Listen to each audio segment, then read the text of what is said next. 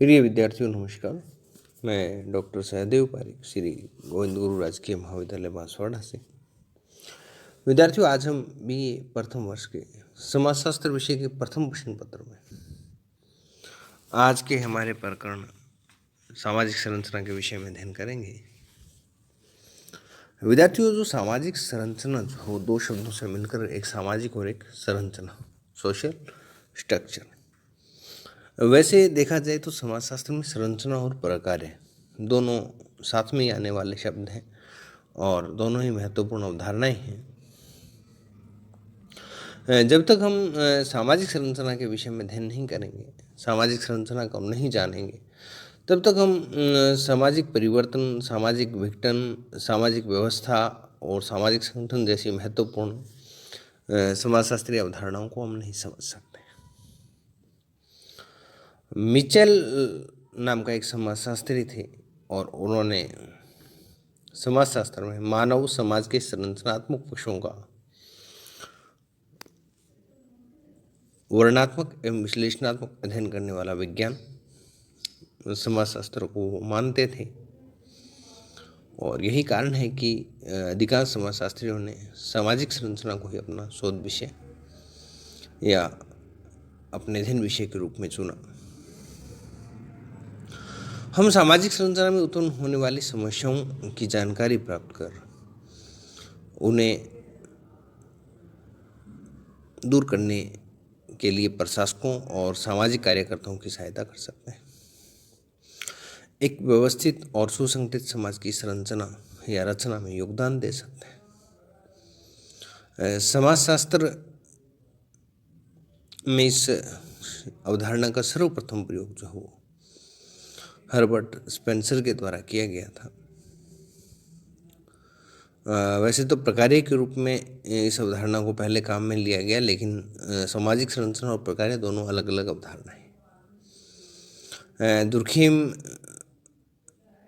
जो प्रसिद्ध समाजशास्त्री हैं, उन्होंने अपनी प्रसिद्ध कृति the rules of sociological method में और the division of labour society में भी इन अवधारणाओं पर काफ़ी गहरा विचार व्यक्त किया। उसके बाद इस संदर्भ में रेडक्लिफ ब्राउन है, कार्ल मैनहिम है, नेडल है, पार्सन्स है और जॉनसन, मैकआइवर, पेरेट और मैरियन जे और लेवी और डेविस तथा मूर आदि विद्वानों का नाम प्रमुखता के साथ इसमें लिया जाता है। विद्यार्थियों, संरचना मैंने आपको पहले बताया था कि यहाँ बात करेंगे सामाजिक संरचना की, और उससे पहले हमें संरचना को समझना कि संरचना क्या है, आखिर स्ट्रक्चर किसे कहते हैं। प्रत्येक भौतिक वस्तु की जो एक संरचना होती है और इस संरचना का निर्माण जो है वो कई इकाइयों से मिलकर के होता है और ये इकाइयाँ परस्पर व्यवस्थित रूप से संबंधित होती है और इन इकाइयों के मध्य या इन इकाइयों में एक स्थिरता पाई जाती है। इस संरचना को जो स्थिरता जो पाई जाती है, जैसे हमारे शरीर की जो रचना होती है, जो कि शरीर के अंगों से, हाथ पैर, नाक, कान आदि से मिलकर के बनी है, वहीं सामाजिक संरचना जो है कुछ विशेषताओं से युक्त होती है, कुछ विशेषताओं से मिलकर के बनती है। जैसे प्रत्येक संरचना का जो निर्माण है वो कई अंगों, तत्वों या इकाइयों से होता है। उदाहरण के लिए आप मकान की संरचना को लीजिए, जिसमें ईंट, पत्थर, चूना, सीमेंट, सरिया, लोहा आदि इकाइयों से मिलकर के इसका निर्माण हुआ। इन इकाइयों में परस्पर स्थायित्व और व्यवस्थित संबंध पाए जाते हैं। जैसे ईंट, चूना, पत्थर आदि को यदि हम एक व्यवस्थित क्रम में जमाएंगे तभी हम उसको मकान कह पा सकते हैं, अन्यथा हम उसको मकान नहीं कहेंगे। ढेर पड़ा हो ईंटों का, चूने का, सरिये का, तो क्या उसको मकान कह देंगे? और वही चीज़ें एक व्यवस्थित क्रम में यदि जुड़ जाती है तो हम उसको मकान कहते हैं। और ये इकाइयाँ अपने अपने स्थान पर स्थिर रहती है और इनमें स्थायित्व ना हो तो संरचना जो हो बनती बिगड़ती रहती है। और संरचना हमेशा वस्तु की जो बाह्य स्वरूप जो है उससे संबंधित होती है, आंतरिक संरचना से नहीं। जैसे हमारे शरीर का उदाहरण आप लीजिए कि इसके अंदर अंग कैसे काम करते हैं वो हमें दिखाई नहीं देते, लेकिन शरीर की जो बाह्य स्वरूप है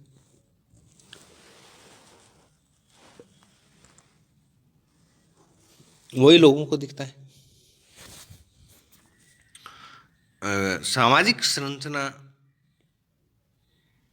की यदि हम बात करें तो संरचना शब्द जो है वो उसका आशय इकाइयों की क्रमबद्धता से है, और इकाइयों का ऐसा एक प्रतिमानित संबंध है जो कि अपेक्षाकृत स्थिर होता है, वही संरचना कहलाता है।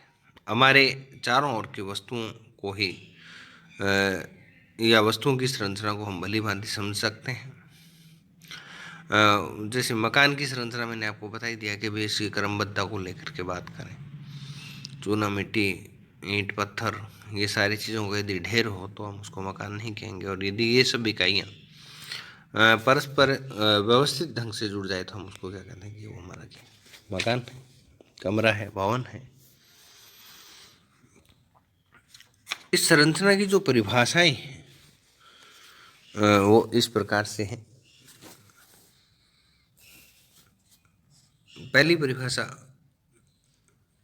टी पार्सन्स के अनुसार कि सामाजिक संरचना परस्पर संबंधित संस्थाओं, एजेंसियों और सामाजिक प्रतिमानों के साथ ही समूह के सदस्यों द्वारा ग्रहण किए गए पदों तथा कार्यों की विशिष्ट क्रमबद्धता को कहा जाता है। क्या कहा जाता है कि सामाजिक संरचना परस्पर संबंधित संस्थाओं, एजेंसियों और सामाजिक प्रतिमानों तथा साथ ही समूह के प्रत्येक सदस्य द्वारा ग्रहण किए गए पदों और कार्यों की विशिष्ट क्रमबद्धता को कहा जाता है। विद्यार्थियों, इस परिभाषा से हमें तीन बातें जो स्पष्ट हो जाती हैं। कौन कौन सी? एक तो सामाजिक संरचना का जो निर्माण है वो सामाजिक संस्थाओं, एजेंसियों और प्रतिमानों और व्यक्तियों द्वारा ग्रहण किए गए पदों और भूमिकाओं रूप इकाइयों से होता है, यानी कि निश्चित परिस्थितियाँ होती है और परिस्थितियों से जुड़ी हुई भूमिकाएं होती हैं, और इन्हीं की इकाइयों से हमें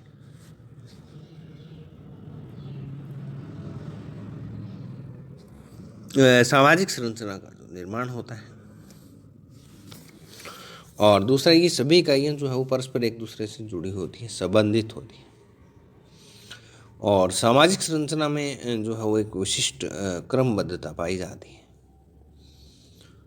एक निश्चित संयोजन पाया जाता है, और ये एक तरह से सामाजिक संरचना की विशेषताएं भी बनती हैं, और इन विशेषताओं के आधार पर सामाजिक संरचना जो है वो एक अमूर्त धारणा है, क्योंकि समाज की संरचना का निर्माण सामाजिक संबंधों, संस्थाओं, प्रतिमानों और पदों और भूमिकाओं से होता है, जो कि अमूर्त है। भौतिक जगत में संरचना कभी भी अमूर्त नहीं होती है। और कुछ परिभाषाएं जो है वो इस पीडीएफ से हट करके मैं दे रहा हूँ, क्योंकि पीडीएफ की परिभाषाएं तो आपके सामने है ही, वो तो आप पढ़ ही लेंगे। गिन्सबर्ग की यदि बात करें तो गिन्सबर्ग ने सामाजिक संरचना का जो परिभाषा देने का काम किया, उन्होंने एक अध्ययन सामाजिक संगठन के प्रमुख स्वरूपों अर्थात समूह, समितियों और संस्थाओं के प्रकार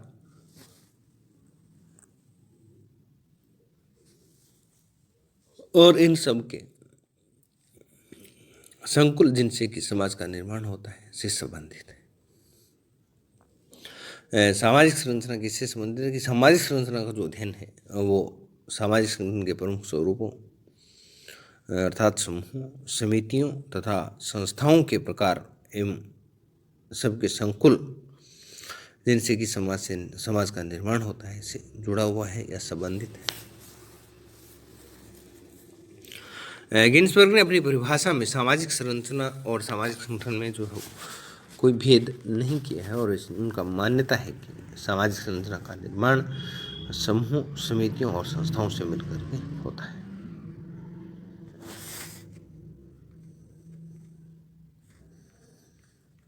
मजूमदार और मदान की यदि बात करें तो मजूमदार और मदान ने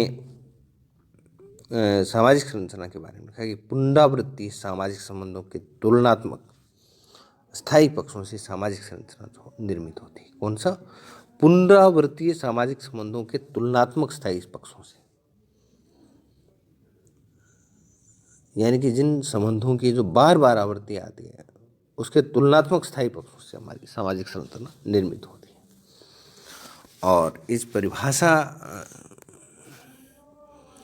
में यही बात मैंने आपको बताई थी कि सामाजिक संबंध जो हैं बार बार दोहराए जाते हैं और तुलनात्मक रूप से स्थायी होते हैं और वे ही सामाजिक संरचना का निर्माण करते हैं। कोजर और रोजनबर्ग की डेफिनेशन को यदि हम लें, उसकी परिभाषा के बारे में चर्चा करें तो संरचना का जो तात्पर्य है सामाजिक इकाइयों के तुलनात्मक स्थिर और प्रतिमानित संबंधों से।